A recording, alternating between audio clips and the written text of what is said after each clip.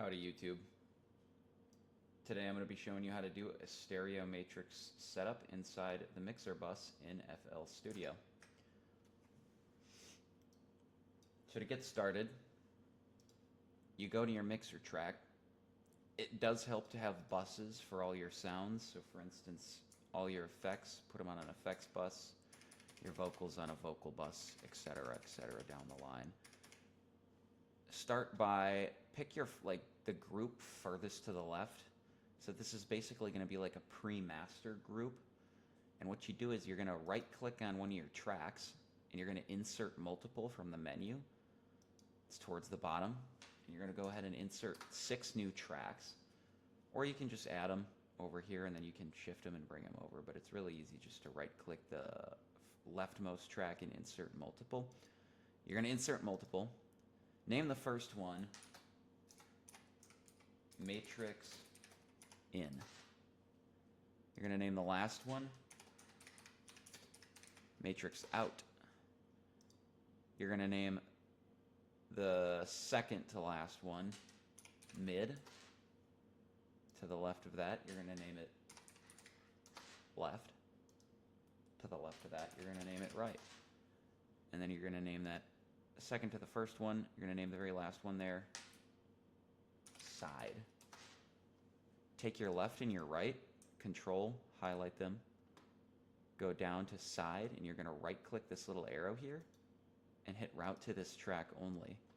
Now the left and the right are going to your side, and we're going to recombine them to create our side image. Your mid, you're going to route it to your matrix out. You're going to take your side that you routed your right and left to. You're going to take that side and you're going to route it to this track only. So you route your side and your mid to the matrix out, the right and the left to the side, and then you route your matrix in, because mid, left, and right all need signals.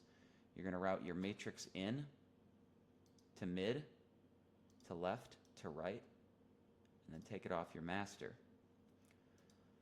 Next thing you got to do, take your mid, fully mono the mid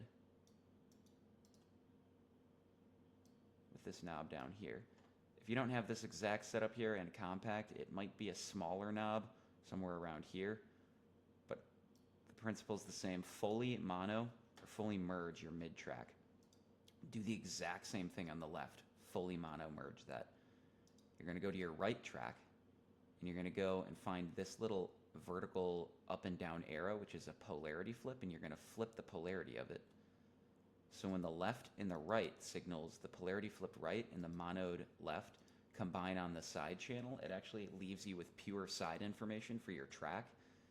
And I mean, you can do this in Patcher. People say it's easier in Patcher. I don't like doing it on Patcher because I like to automate the fade controls. This is really easy because you can process the side separately. So let's say I want like fresh air, I can put fresh air or some like upper high end processing on the side channel separately from the mid. You can EQ them separate. It's just really convenient to do it with the mixer tracks, and it looks a little cleaner and helps you understand what's going on in your track. Next thing I do is I always take them and I color it something so I know it's like its own block. You can even right click it and you can dock, and where the dock to option is, dock it to the left so it stays on the left side of your project. That is really, really nice. That way if you have a ton of tracks and you're scrolling around, it's going to hover there and it's going to be really easy to route things to the matrix in. Which is the next step. You got to take all of your groups, everything in your song that's creating sound, you want to route that to your matrix in. So I'm going to take my kick group, and instead of routing it to the master, you want to route it to the matrix in and then take it off the master. I'm going to double check that nothing is loose here and that it's all bust. Same thing, drum bus, you're going to route that to matrix in. Bass bus, I'm going to route that matrix in. And then just go down the line. Make sure you're taking it off the master, because this is like your pre-master. You don't want to send a signal to the master and send a signal to this, because then you're going to be getting 2 signals. One in here, out here, and then out from here to the master, and then one from your bus to the master. That's double the volume. You you want to make sure you're unrouting it from your master and using this as the input for your chain.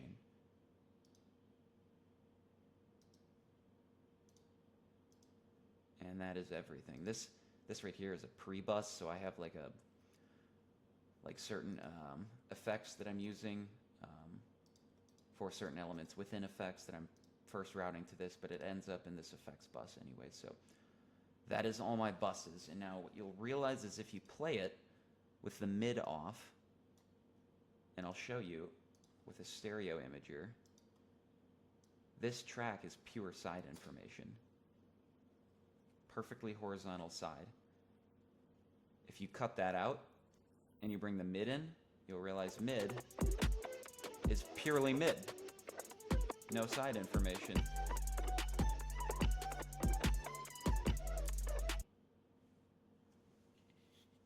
Or potentially not.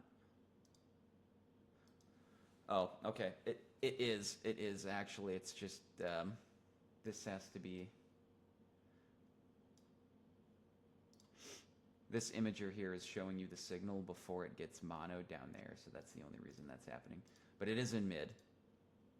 Side is away. Straight down the center. And when you recombine the side and the mid, you have a full stereo image.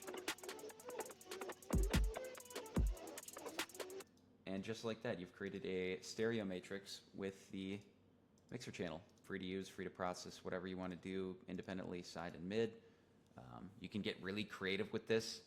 Sometimes what I'll do is before a drop, I'll turn down the sides just slightly, and then I'll bring it back before the drop hits to give it a little more energy.